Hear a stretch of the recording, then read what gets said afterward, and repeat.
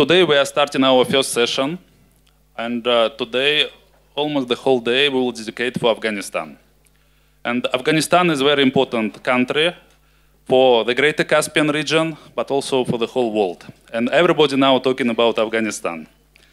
And there are, of course, a lot of difficulties in Afghanistan, but there are ways how to solve all of this.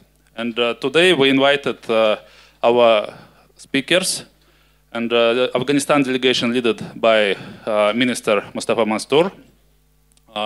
He will give us highlight on the economic development of Afghanistan. He is the Minister of Economy.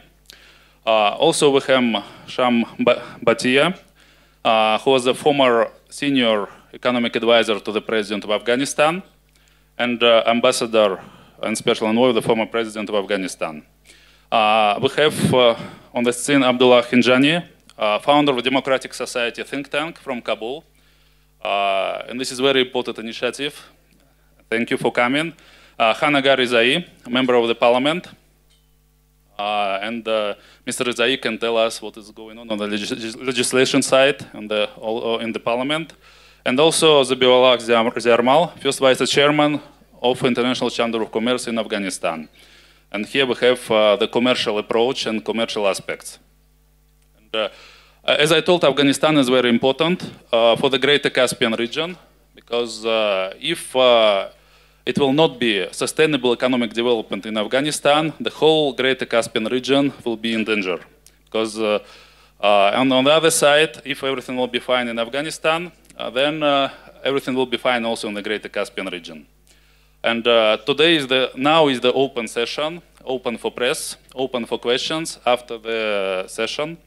And also I would like to introduce special guest, Mr. Badat, who is the former president of FIATA. He is not exactly from Afghanistan, he is from the neighboring country, and he is the greatest expert, the best expert in logistics, I think, in the world. He knows everything about logistics. That's why he will participate in this session, because we have here transportation, trading, investment, besides everything. But also he will participate in the other sessions today and tomorrow, and it will be more specified about the transit corridors from the greater Caspian region. Now I would like to give the floor to Minister Mastoor. Please. Thank you very much, Mr. Murad. Bismillahirrahmanirrahim. First of all, I would like to thank the organizers of the Caspian Week for bringing us all here. In Davos is always a very great experience for everyone, looking forward to mid to end of January every year to be here. And also gathering all of us from the Great Caspian region, and also the experts about Great Caspian region in this Caspian Week. It's a privilege to be here. It's a privilege to be part of the Afghan delegation and also part of this rich panel, colleagues from Afghanistan and also Mr. Badat. The topics which are picked for this Caspian Week, they are all very rich, and one wants to be a panelist in every panel, which I'm sure it's not possible. But thank you, Mr. Murad, for including us in many of these sessions and specifying and allocating today's sessions to Afghanistan. As Mr. Murad said, Afghanistan is known to everyone. I think we are almost 42 years in the headlines, and I'm sure many of you already know what are going on in that country. 42 years back, I was just a kid, and still conflict is going on.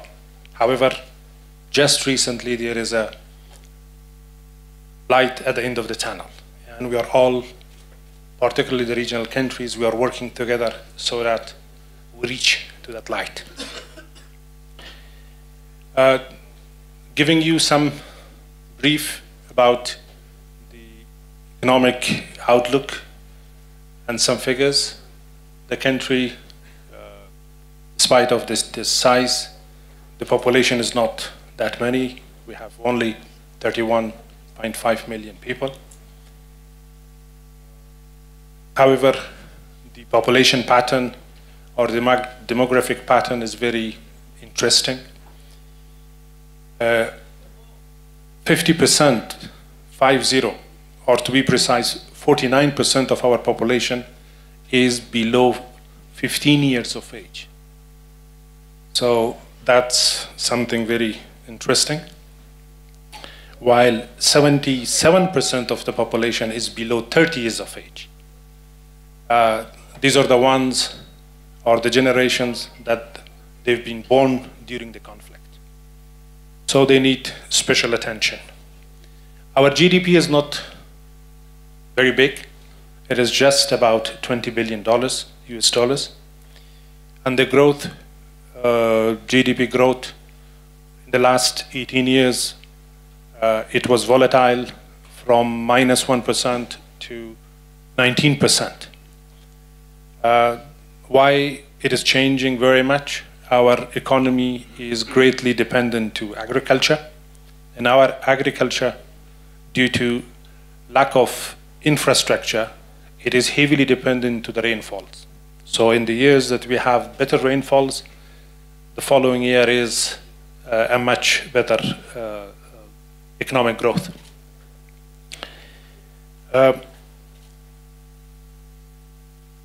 Though, and this is why, as I said, that the infrastructure is lacking. However, thanks to all our partners in the region and beyond for their support to Afghanistan and the ODA that we received, but still we have a long way. Agriculture is only 21% of our GDP size. And as I mentioned, lack of infrastructure is one of the areas that we have to work. Industry is 24%, while the bigger sector is service sector, which is 52%. Our domestic revenue is very small. We just reached $2.5 billion a year. However, compared to 2016, it is a 25% jump. Though we have problems always you are getting from the news. The growth rate that we forecast for last year, it was only 4%. For 2020, we expect 5%. And with the perspectives of peace and stability in the country for 2024, we expect 8.4%.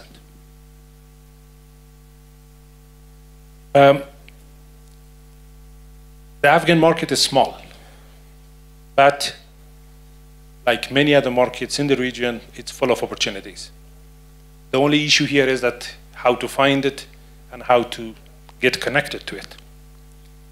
I mentioned earlier about the population. That is an asset for us, and that's what we are working, how to turn them to productive labor force. This market, despite of the issues related to the security, it is risky, but I'm sure that many investors, they like fields that they have attached risk because they are also having rewards. Our location is another opportunity for us, just between Central Asia and South Asia and beyond, and being part of the greater Caspian region. As I mentioned, industry needs to be grown. Agribusiness and services, they're all areas that we can invest. The unemployment rate is 24%, but one big shift from last 15 years is, 15 years back, we had unemployed people, but either with low literacy or totally illiterate. But now we have unemployed youth graduated from schools or universities, which could be turned to skilled labor force very quickly. The imports and exports is also very interesting. At this moment, our imports are 81% of our exports. The total size of our imports is about $7.5 billion. What it tells us? It tells us that the purchasing power for 7.5 billion of goods and services to be procured from outside is there. And there is another area to be looked at and to attract investment for. And it's not something very complex, what we import. In addition to electronics and machinery, the rest of those which we can produce easily inside, the opportunities are there. And later on, I will touch upon what we are doing in this front. But at the same time, we have local investors or local partners as well. At least we have two of them here that they are the pioneers and successful business people in their own businesses. What our local partners needs foreign investors to come and join with them to bring the know-how and the brand, but the capital is also not a big issue. So the risks that many investors sometimes they are afraid of to bring the capital and the attached risk to them. Agribusiness, mining, energy, construction material, services, IT, they are the main areas that we can attract investment. And when we are looking to the post-peace scenario, there are a number of other things that we could talk about. At this moment, or at least in the current government, in the last 5 years, they highly value the public-private dialogue.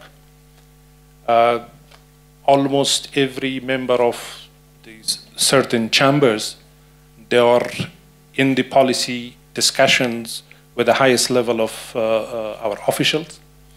I can name High Economic Council, I can name the Committee of Council of Ministers for Economic Affairs, we can name private sector executive committee meetings, and the rest. Last year we jumped, the year before, we jumped on the Doing Business Indicators 10 ranks, and as I'm involved or tasked to improve it for 2020, I'm sure that we will do much better in 2020. So to sum up, one of our main policies to stimulate the growth is boosting domestic production, based on the reasons that I just mentioned to you, to not only recapture the domestic market, but also improve the exports. We've done lots of reforms. If there are interested colleagues, we can discuss it during the breaks as well. The infrastructure already built, legal reforms are already there, particularly on the private sector, as I mentioned. Among others, the public-private partnership legal framework is finalized. We are working on the post-peace economic scenarios, and our economy and region's economy may benefit from a political settlement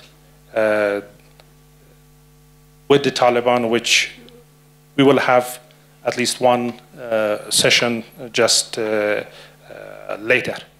So we will discuss peace more in the later sessions.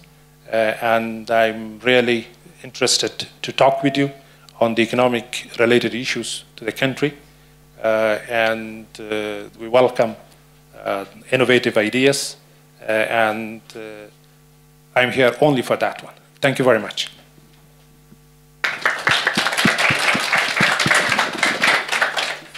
Thank you, Minister Mastoor. Now I would like to give the floor to Sham Bathija.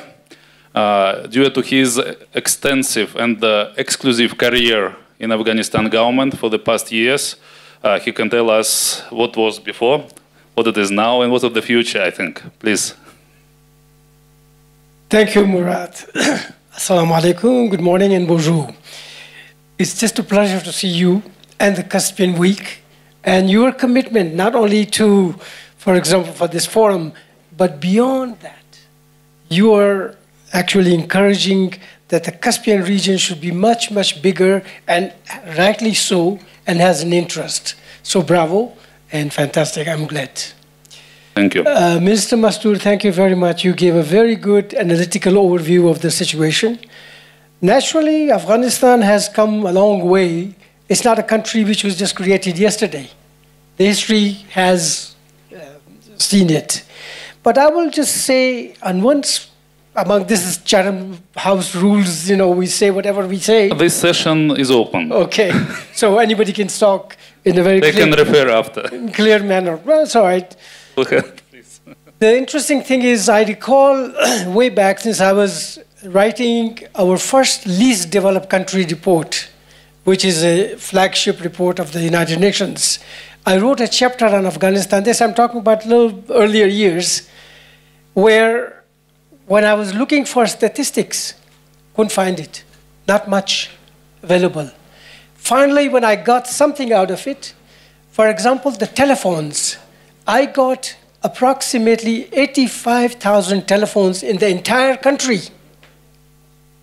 That was, I quoted, and I said, Afghanistan is not bad after all, we have 85,000 telephones. But Mr. Mastoor will correct me, today we are talking about more than 25 million phones, for example. If this small indicator is somehow moving from point A to point B, I think we have moved quite far, quite far. And the other things, from my childhood, I used to take a bus from Kandahar, where I was born, as a student, to come to Kabul. We used to take a 6 p.m. bus, arrive the next day, traveling the whole night at 2 p.m. in the afternoon to arrive in Kabul, which is only 250 miles. The same thing happens, I took it myself, 3.5 hours. So if this is again a little indicator of movements in the development field, I have seen it, and I think we all can cherish on that. You touched upon all the infrastructure and so on. We have the biggest road network. For example, Afghanistan today, to be honest with you, from my past experience being in Kabul, being in the UN, being in everywhere else, has almost every single document, research, plans at hand. All one has to do is implement it. And of course, the implements, it's possible to go very far in that part. And the donors and our neighbors, you know, they help us all along in that way. But I'll be very honest with you. In psychology, one has to say, we have to reconcile ourselves with. That is the first thing we have to do it. Once we reconcile it, believe me or not, we can go very far. And Mr. Mastoor said we have the youngest generation, for example, the youth available to produce anything. The GDP I quoted, I remember at one point way back in early 2000s, 14%, 15%. And people would just look at me and said, am I right in my mind to say something like that? I said, well, I have to argue back. And I said, well, in any country which is a conflict country, the next day when the things move faster, they move very fast. And 14% is not a big deal to have it. So we have seen those days as well. But of course, ups and downs is always there. We have, I need not to say that natural resources, you can call it enormous amount of any kind. Mr. Mastoor will comment more on that later on. But opportunities are there. It's just we have to come up with the proper thinking, agreements, and reconciliation ourselves. And now that the reconciliation is coming up with the other sides, hopefully we will move forward. And I think that Afghanistan has a potential. It's the open door policy. I hope someday everybody will go to visit that country. The people you meet, the kind of energies they have, the young people and the youth, it's an enormous amount. Earlier, we were just having a cup of coffee in the morning. We were having a chat with some colleagues, friends, ladies, and they were asking, what is the woman's situation in that? I said, okay, I'm not the authority to say what I say, but I have seen it with my own eyes. Things have moved from, I don't know, we had 100,000 girls going to school to today 5 million girls. That itself is an achievement. I very much recall that we were sitting one day in the president's office. According to the Afghan constitution, 30% of the seats in the parliament are reserved for the women. 30%, which is in the region was not possible at that point. So we were just having a chat, how are you going to fill this 30%? It's not an easy task to.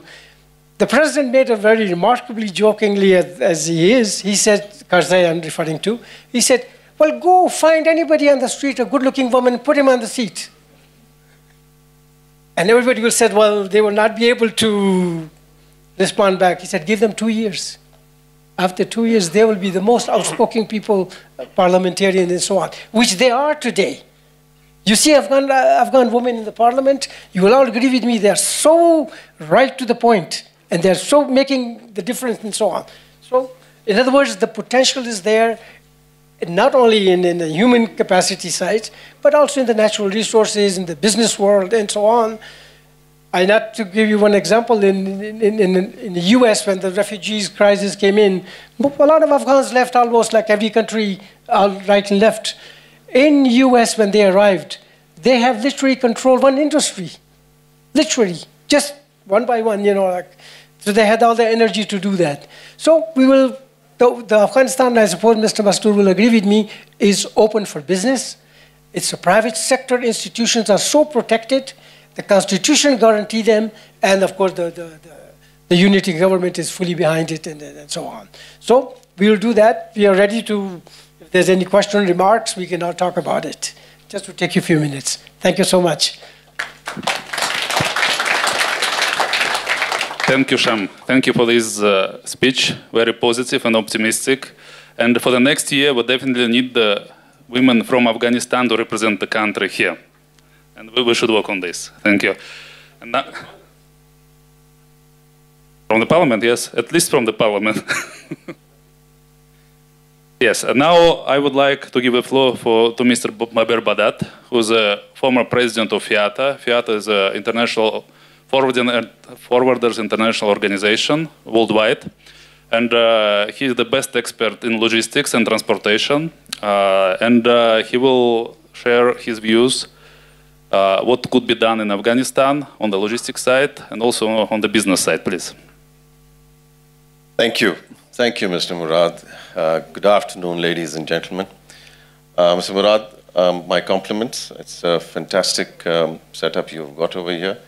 This is my first opportunity for FIATA to be here, and I guess you've called us because Afghanistan is a landlocked country, and therefore logistics and transport becomes a critical issue in Afghanistan. So, as I said, I'm delighted to be here. FIATA itself, ladies and gentlemen, is the world's largest transport and logistics organization.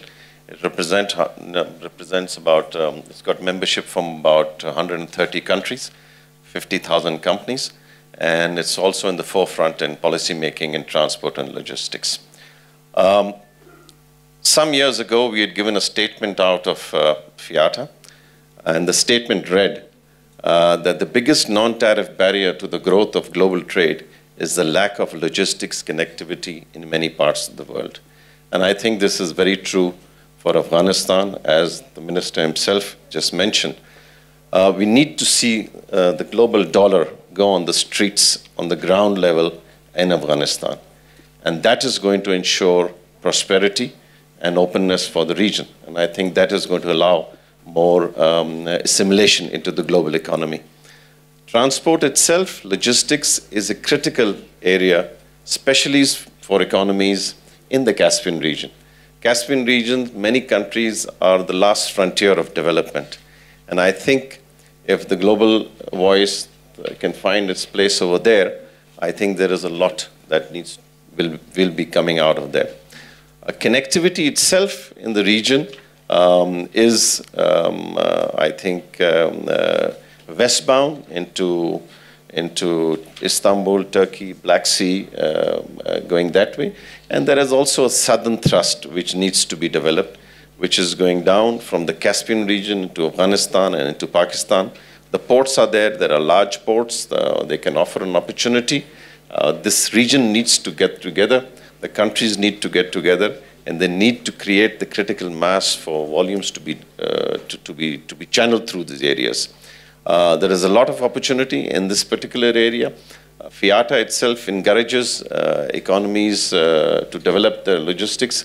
We've spent some time in the last couple of years working with Turkmenistan, as well as other players in the region, in trying to get them into membership of FIATA, to work within the policy-making organization of the world, so that we can have investment coming from global companies into the region. We would like, of course, the road transport industry, for some reason in Afghanistan, is pretty developed. So your people know trucking very well, you know. So whatever else we can do to enhance that from trucking to end-to-end logistics, we'd be happy to work with the countries and with the region, and to promote more in the region. So I think in the coming days you'll be hearing a lot more about the Caspian region as far as transport and logistics is concerned, because Mr. Murad, you have plugged me into more than a few places, so I'll have to repeat some of the things and some of the things that we're talking about now. But we'll be happy to connect and speak off the course also, and the sidelines also. So please don't hesitate to reach out if you need to discuss anything. But of course, we will be talking about it. Thank you very much. Thank you. Thank you, Mr. Badat. Thank you for your speech. Now we are moving to the business. And I'm giving the floor to Zabihullah Ziarmal, first Vice Chairman, International Chamber of Commerce and Industry, Islamic Republic of Afghanistan. Thank you very much, Mr. Murad. Your Excellency, Mr. Mustafa Mastoor, Minister of Economy of the Islamic Republic of Afghanistan, honorable panelists, distinguished guests, ladies and gentlemen, a very good afternoon to all of you. I would like to thank Mr. Murad for organizing such an incredible event, and thanks for inviting us and having the opportunity of talking about my country, Afghanistan. I'm Zabihullah Ziarmal, and I'm here as the International Chamber of Commerce Executive Board member and the Vice President of the ICC in Afghanistan. And at the same time, I'm the CEO and the founder of Cefi Group International, one of the private companies which has been established back in 2005 in Afghanistan, currently operating in multiple sectors within Afghanistan and internationally. I've pointed out all my points, and I would like to take you guys into a very short journey of my country, from the past to the present and to the future. From 1952 to 1963, Afghanistan's Prime Minister Mohammad Dawood Khan had solicited military and economic assistance from both the United States and the Union of Soviet Socialist Republics, believing that without rapid growth, Afghanistan would become severely politically fragmented. During the Cold War, Afghanistan had faced a lot of challenges in terms of up and downs of the economy, and the USSR and the United States were involved in struggling and supporting different parties that they were fighting against each other within the country. The country received at that time almost 50% of its foreign aid from the Soviet Union, and another 30% from the United States. It brought in electricity, dams, and irrigation, and a young parliament which was trying out a fledgling democracy. By 1967, the country had 1,200 miles of paved roads and a 25% increase in the power output around the country. As inconceivable as it's today, war-torn Afghanistan was once an essential stop to the backpacker route across Asia. In the 1970s, tourism was a small, but nevertheless brought significant receipts to the country's general revenue. After the Soviet has left Afghanistan after the Soviet has entered Afghanistan in 1979, new official aid commitments from the West ceased, and war has destroyed most of the economy and created a lot of issues and put the state into a fragile state. In fighting during the civil war years, destroyed what infrastructure and industry remained in the country, particularly in the capital, Kabul.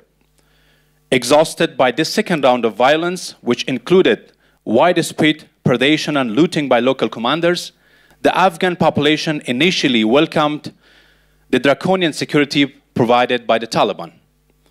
However, efforts to build critical economic infrastructure or the state institutions that support the formal private sector were not made. Talking about the prison, if I'm saying about the prison, not about today's, but I mean from 2001 until now, that the world has come to Afghanistan and Afghanistan has become focus for the entire globe. The international intervention that toppled the Taliban in late 2001 was followed by the notable economic development. Country's economic infrastructure and entrepreneurship landscape has unmatched resilience and unique characteristics to survive, revive, and grow in very hostile and violent market conditions. At the advent of 21st century, most of the Afghan economy's output comes from agriculture, which still is one of the significant sectors, as His Excellency Minister Mastoor has mentioned.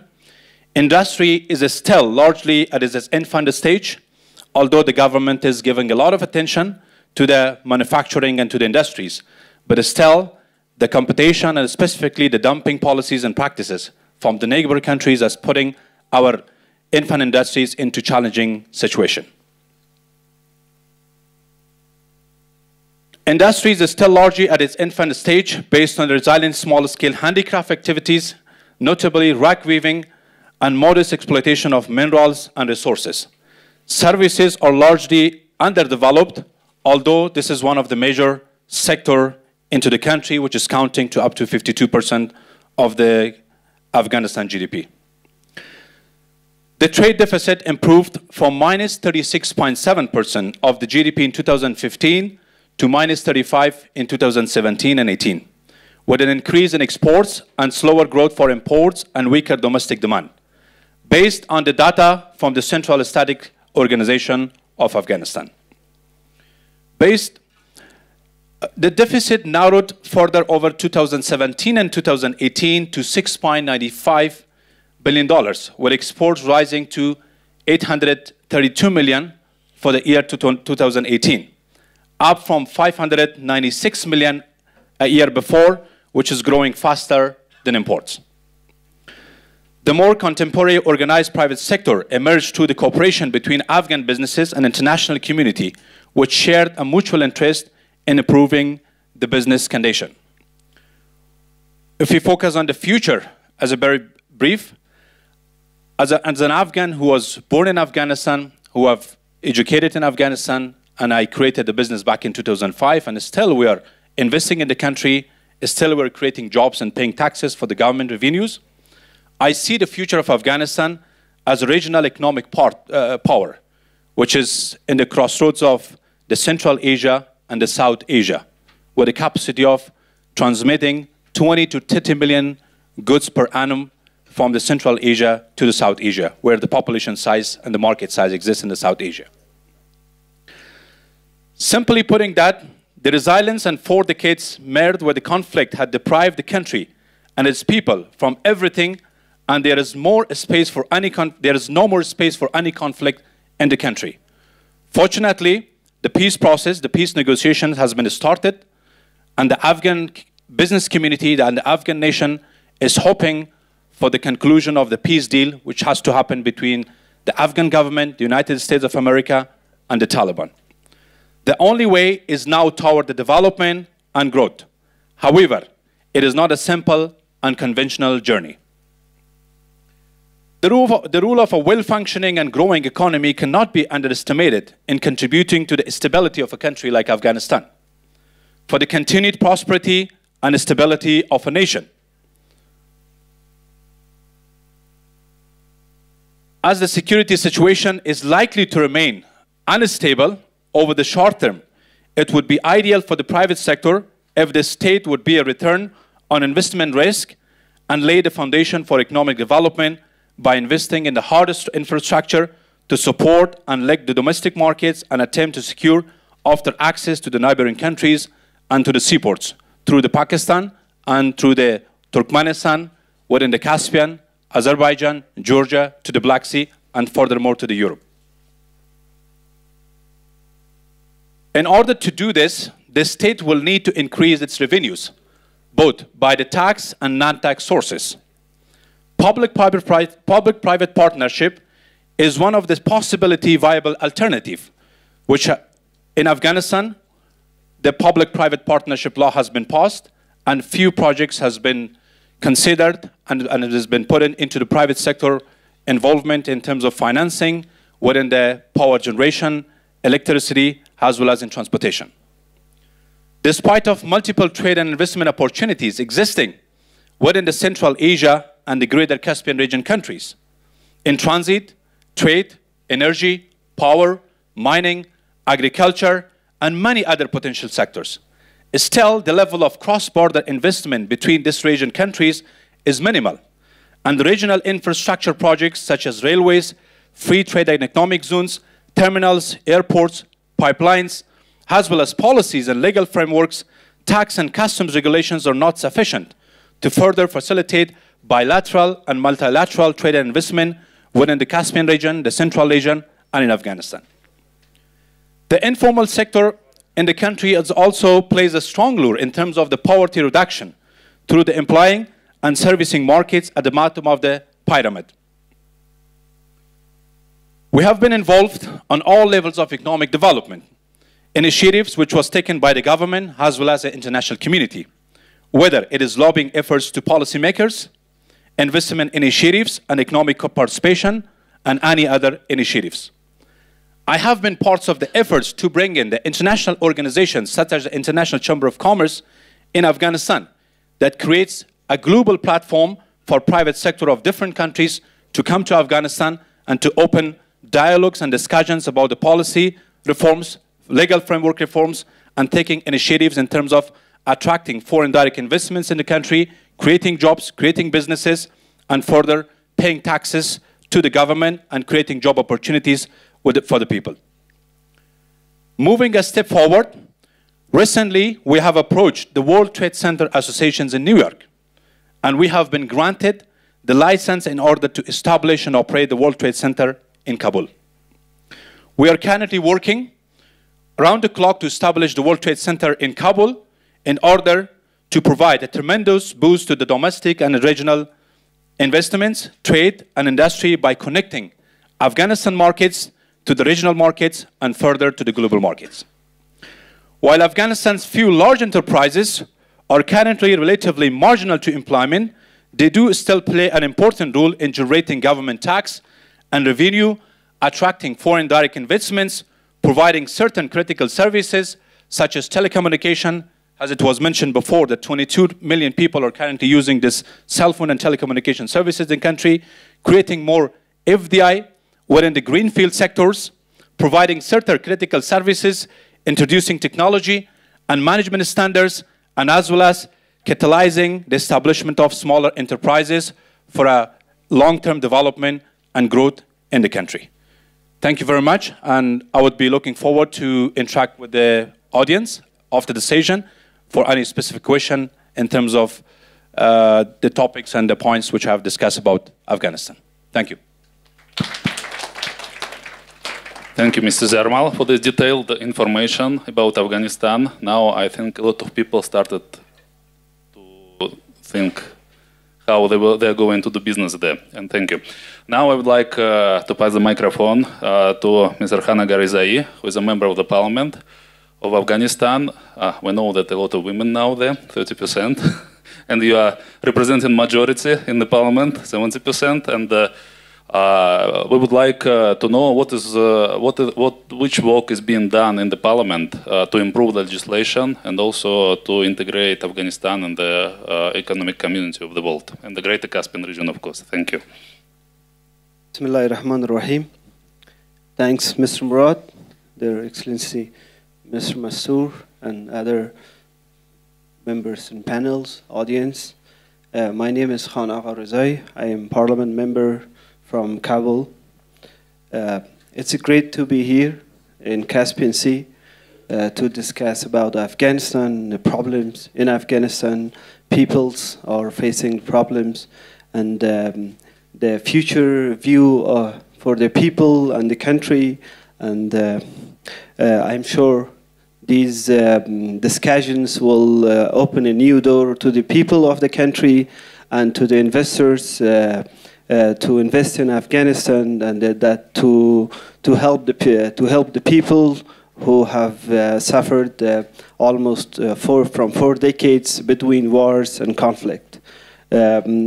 As my friends described, a lot of good points happened in Afghanistan. I also have some. I don't have digits, but I have some. I'm going to go on from the other sides. Afghanistan, since 2001, has passed a lot of steps, which we had presidential elections passed, and recently we had a presidential election, and we're waiting for the results to come up. The new government will come up, inshallah. Hopefully we will have the government, we will move toward the stability to have the government, and we're waiting for the result. We had 3 parliamentary elections. The new parliament came up last year, and the new generation, almost 60% of the parliament are new member. The new members are new generation. They're all well educated, and they're all from every provinces came up.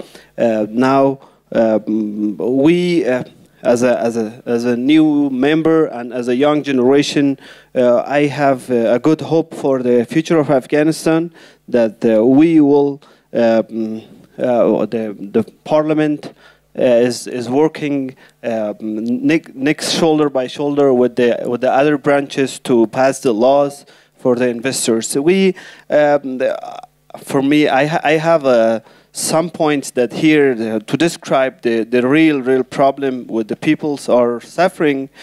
Still, there's a lot of progress, but still challenges are facing the people of Afghanistan. In 2018, the economy was slow, 1.8%, and still peoples are suffering to losing their jobs, and what we were expecting, the income and the GDP was, unfortunately, the government couldn't reach to collect the taxes, and now the economy of the country is supposed to increase what we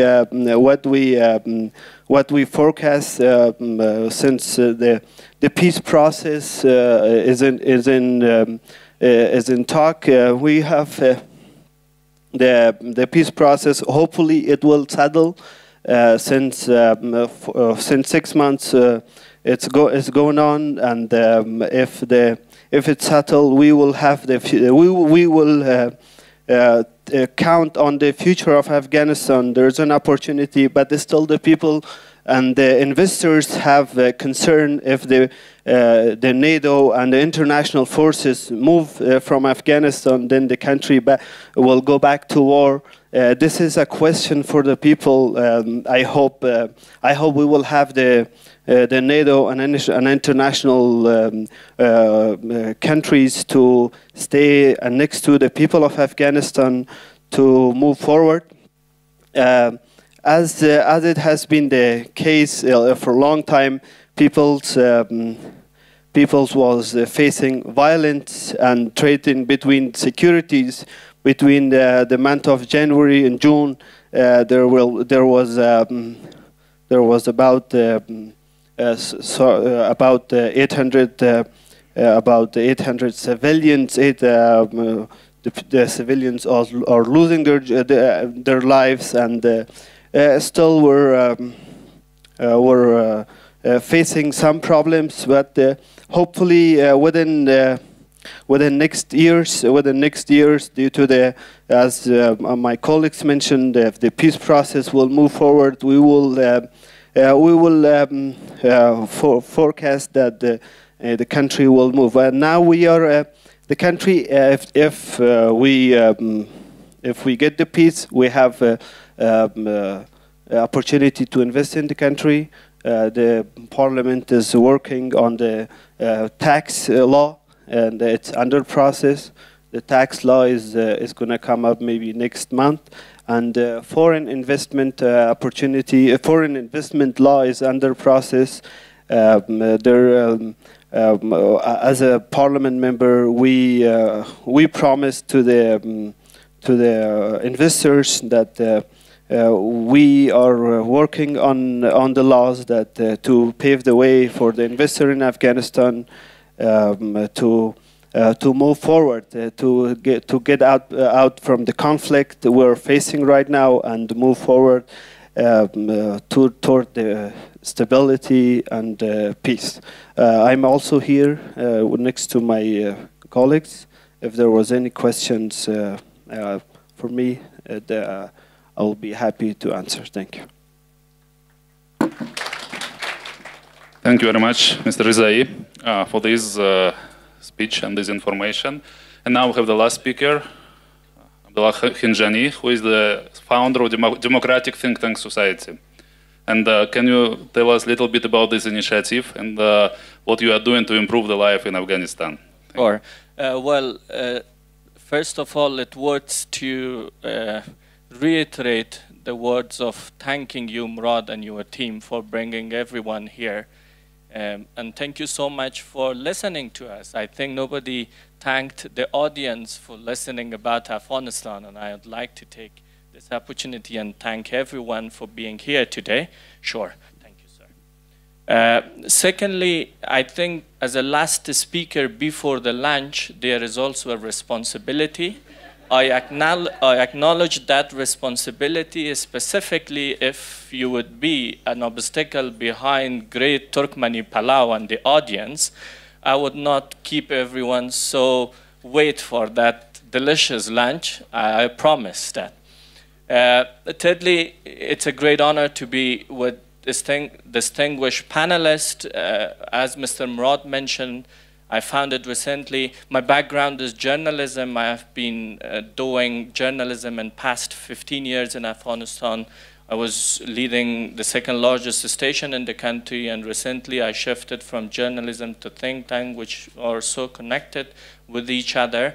And the reason that we started, I mean, this business of think tanks in Afghanistan is new, and we would like to have the platforms to say our stories regardless of who's gonna produce knowledge about my country. And that's why we feel that it's a social responsibility of everyone in the region to come up with new ideas, to tell their stories, to represent themselves in a way that we have been, if I may say, what Edward said, Orientalism way of looking toward region. So in order to be a little bit interesting for audiences, I will avoid the technical small issues which is happening at the economy of Afghanistan at the moment. Actually, I'm not also expert on that, if I may humbly extend my disclaimer at the beginning. I'm so much into the politics, into the peace, insurgency, and radicalism in the region, but I will try to be honest and fair and independent in my analysis. So some of the data that I have collected in a part of my presentation, that would be international data. I have collected some of them from independent think tanks in Kabul, and specifically I used the data of World Bank. So it doesn't mean if you would find a little bit difference from the data that has been represented specifically by His Excellency Minister Mastoor, that would be the difference because of the institutions, not the difference because of the realities on the ground. So let me quickly touch upon what's happening in our region. I divided my presentation today into two parts. One is the challenges, the realistic way of representing the challenges in Afghanistan, and the second part is the opportunities which exist for everyone. And I think I'm the only unbiased person among these people to ask everybody to come to Afghanistan and invest there, because I'm neither the government and nor the business guy. So I would try to do that job. Before going to the context of Afghanistan, it's important to remind everyone that our region is one of the most complicated and transforming region in past two decades, if I may say. At least in our understanding in Afghanistan, 4 key things is happening. The first thing, Asia and our region is changing from an idea of economy to one of the key centers of the economy in the world, especially with the development in China and India and the region beyond. So there are a lot of initiatives there. As you might know, BRI is going to happen soon there. That's one of the mega big projects, which of course related to Afghanistan and the region. CPEC is also there. CPEC is important for us not only because of its economic potential, but its security potential. We believe that an economic integration in the region will bring us peace, stability, and connectivity more in the region. So I would not elaborate into that because we have Chinese friends they can talk about, and we have our Pakistani brother who could talk about CPEC. So the second thing, this region is also the most conflicting region.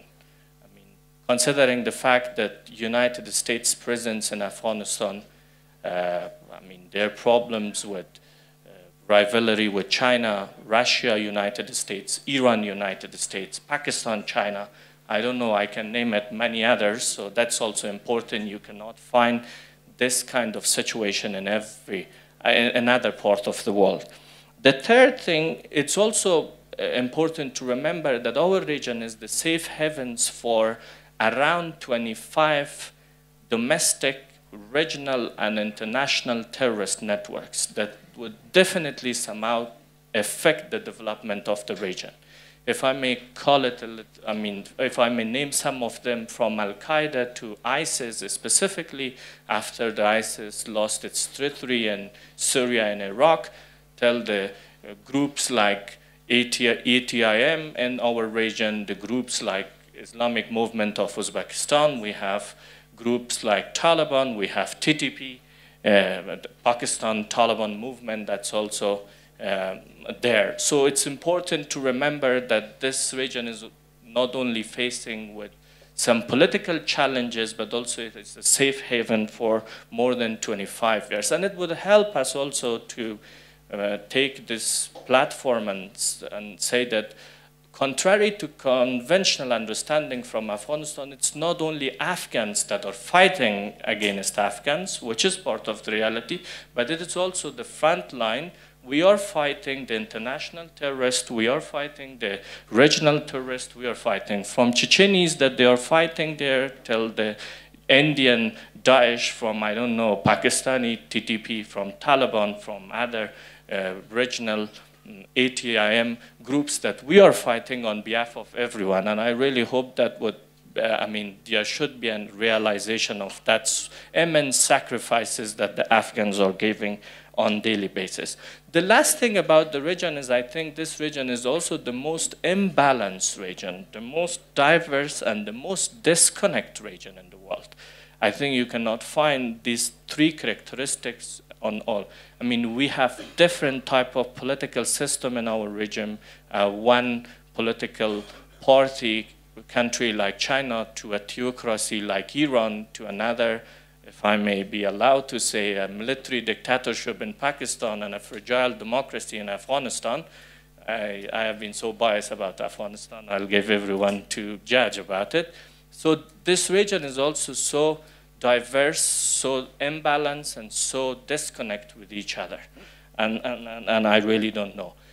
Having said all this, contrary to conventional understanding, to the common understanding from Afghanistan, there is a changes. There is, I mean, the ground is changing itself under our feet, and that changes is after 18 years, there is for the first time a regional consensus, even amongst the biggest these competing powers for stability and security in Afghanistan with the presence of the United States in Afghanistan. And I think that's a big, big changes in the region. If I may just briefly elaborate into that, it was 2007 when the United States started to discuss a long-term partnership, security partnership, which we call it in Afghanistan BSA, Bilateral Security Agreement. And that has been a concerning point for all the countries in the region. But after 10 years now in 2019, likely we do see that the region has a consensus for keeping Afghanistan stabilized, and that's very important. And the key reason is everybody see a benefit in the stability of Afghanistan, and that's why the region has the memory of state failure in Afghanistan, which has been a breeding ground for the international terrorists such as Al-Qaeda and the Taliban, and that memory still exists, and we are very hopeful considering the fact that Afghan conflict has its own regional and international dynamics that would help us to reach towards the stability in the country. So that was my short introduction of the what's happening in the region, and then I will quickly go to what Minister is laughing that was not short and brief. Oh no, that was the first. It started now actually. According to the reports, especially by the international organizations such as World Bank, Afghanistan is facing with a major economic headwinds, if I may say it, because the growth has been slowing to 1.8% in 2018. And that was, the reason was intensifying security and severe drought that has been mentioned by His Excellency Minister, because Afghanistan, part of our economy relies on agriculture, and drought will affect, and I will give a number later on. So business and investment confidence also deteriorated significantly in Afghanistan, and unfortunately, and the key reason was because of the uncertainty created around the US military withdrawal from Afghanistan, especially this discourse of drawdown and leaving Afghanistan by the international community. And the third reason for such a situation is the ongoing peace talks with the Taliban. Nobody knows what's going to happen, and we will elaborate later on about that. Oh, I'm sorry, I don't know where. Oh, I have it back. So you can just go and see this chart. This I copied from World Bank. The source is World Bank. That will give you an idea how our economy is going on at the moment there. And then if anyone would be interested, I can share the link and I can share this presentation with them. So the second phase that I would like to talk was this opportunity in Afghanistan. I think Afghanistan itself faces some challenges, but also some opportunities. Despite we have been known as a landlocked country, but we are trying to represent ourselves as a land bridge in past few years. And actually that has been a formal policy of the Afghan government, and likely there is also an international encouragement and investment when it comes to integrating Afghanistan into region economically. And that's because of the reason that the United States, as the big donors of the Afghanistan, has paid enough money for Afghans and Afghan development in Afghanistan, and now they are trying to connect Afghanistan in the region in order to create a domestic potential for generating revenues there. Afghanistan also wanted to integrate into global value chains, want to be part of the global supply and demand. Donor partners also want that, but Afghanistan is also, would like to seek not only economic integration as itself as an economic concept, but also as a security and political concept too that could bring more stability and security in the region, and we would try our best to be the bridge not only for economy, for transportation, railways, energy, and these kind of things, but also for peace, stability, and democracy, and a peaceful future for all the region. That's why I just brought those platforms about the Pakistan, which was part of the initiative. We have APTA with Pakistan. We are part of WTO. We are part of WCO, TIR. We are SARC, CAREC, Chabahar, Lapis, and you all know about it. TOPI, I think that's another key project that we would discuss it by details. I wouldn't jump into that at the moment. That's very important. I brought 3 other key examples, the cooperation between Turkmenistan in TAP, TOPI, and that would be, I would definitely love to have experts from the region to discuss it, because we don't want to have only our ideas about that. That would worth to be discussed well by a group of people from different countries. The challenges, unfortunately, the region is not politically ready for connectivity and trade. If I may say an example, Pakistan has always denied Afghanistan access to India, which was one of the biggest regional market and traditionally the largest buyer of Afghanistan export. But of course, Afghanistan itself has its problem. We had a troubling relation with Pakistan, and also Afghanistan blocked Pakistan from Central Asia, and that has been, to be fair, that has been like a mutual way of troubling relationship between 2-3 countries. And so the way forwards, I suggest at least 6 points: promote a strong awareness among the countries in the regions, and that's why, Mr. Murad, thank you for bringing everyone here. Thank you for putting Afghanistan into this important topic, and we really appreciate that. And that's important to take this kind of initiatives out of Davos. We should bring it to the Caspian region. I really hope that His Excellency Minister consider the next meeting in Kabul somehow, to host us there with a group of people to discuss that, and we'd love to enjoy Afghani Kabuli Palau.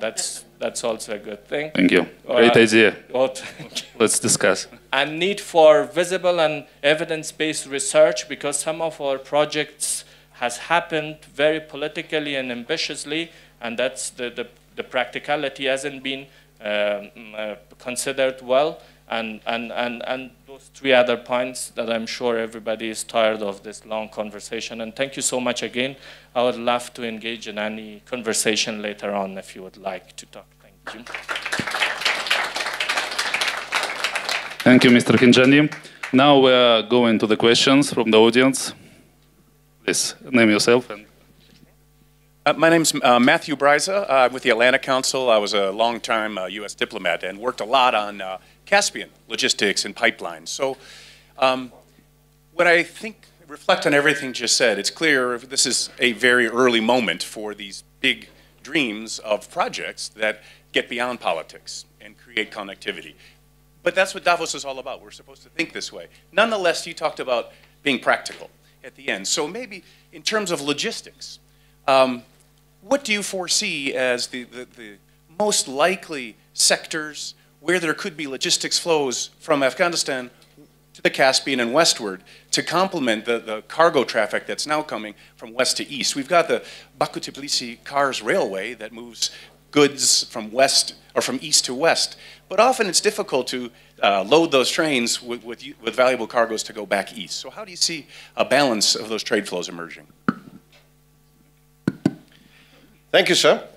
Well, you see, the problem is whenever there is a conflict zone, the conflict or the disputes are a big hangover on commercial flows.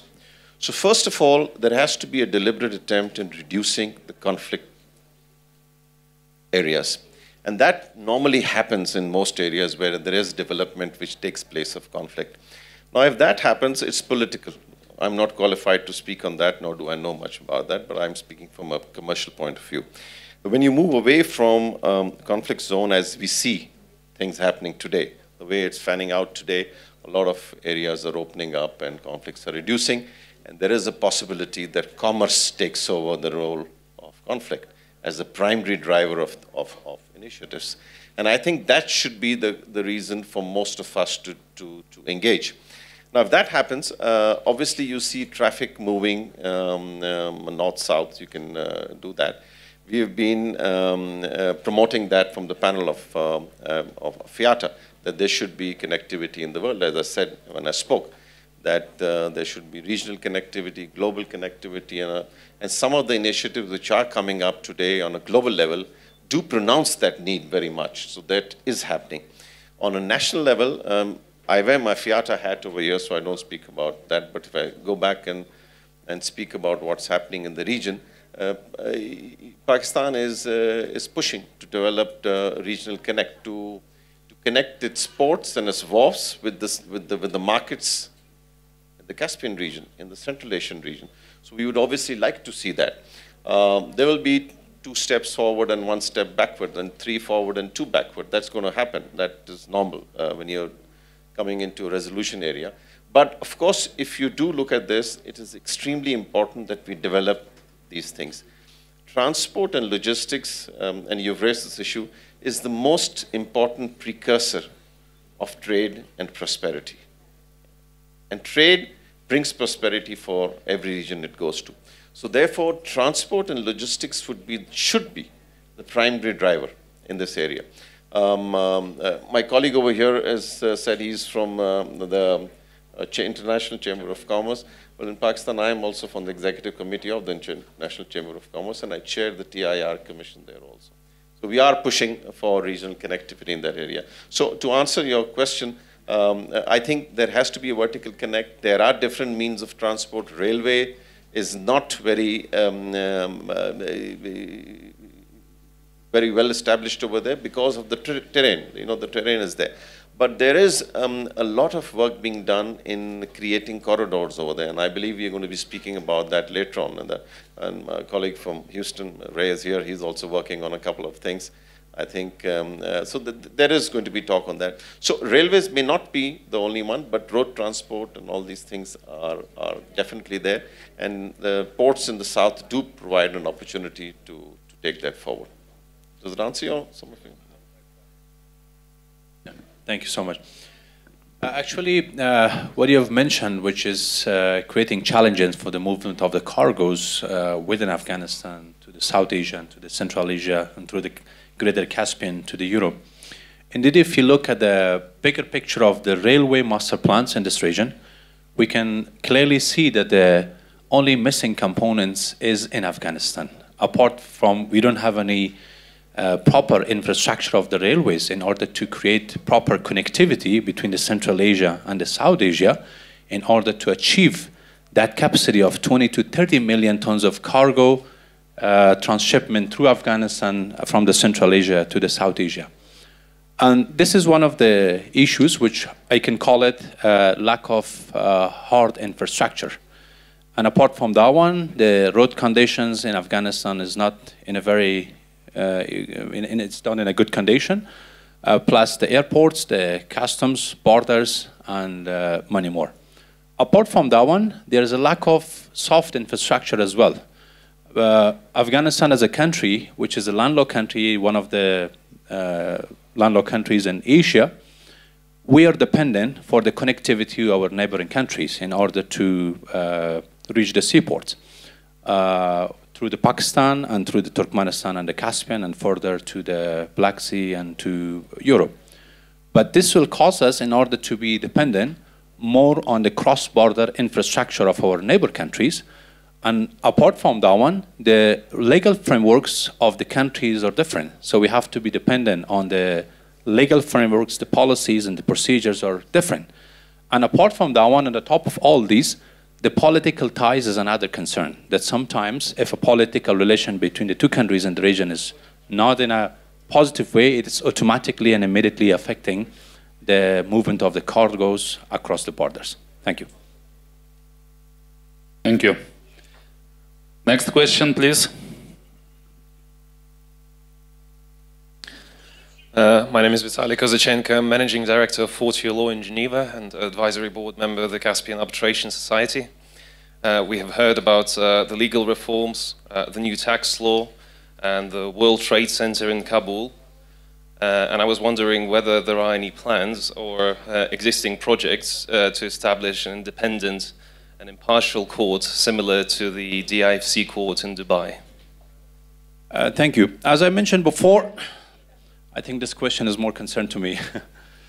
As I mentioned before, that like 4 years back, we have brought International Chamber of Commerce into Afghanistan, and the arbitration court of the ICC is one of the largest in the world. That majority of the commercial disputes is being settled through the International Chamber of Commerce Court of Arbitration. And recently, as I mentioned, that we could secure the license of the World Trade Center.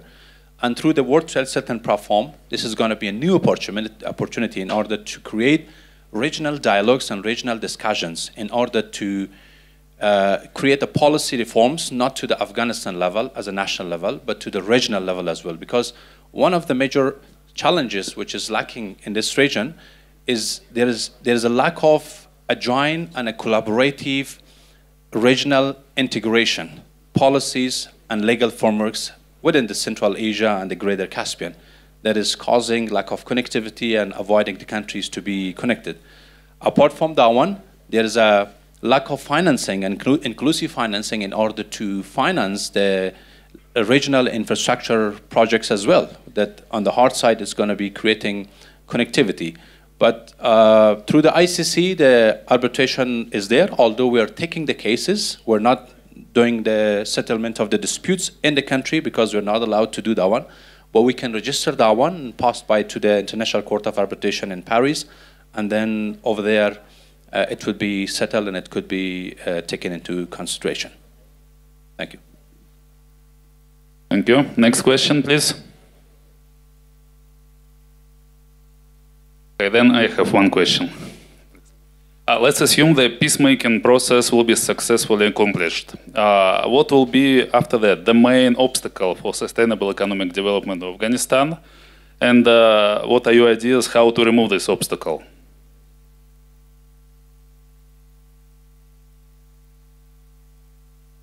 Okay, however, we may have another session on peace and its opportunities and also the challenges. But I don't know whether what exactly you think that would be the obstacles, economic obstacles, post-peace. But I think the location of Afghanistan, the proximity to the Great Caspian region, I think it will help everyone, not only us, but we may not have that much thought about the obstacles, what you think. But one of the obstacles coming for the trade between the countries, however, the next session, part of it will be about that one, is the different systems and standards we are using, each of us, Pakistan, Afghanistan, and the Central Asian countries, completely different systems that we are using in our normal businesses, including the economic affairs as well. But if you would like to be specific, any specific obstacles you are thinking about, I'm not sure if we are looking much more on the ease of business, ease of relations, rather than the obstacles. Okay, thank you. And I think one of the solutions in the regional integration, like it all. Yes. Okay, now I think this session is closed, and thank you for the distinguished speakers for very interesting speeches and very detailed information provided.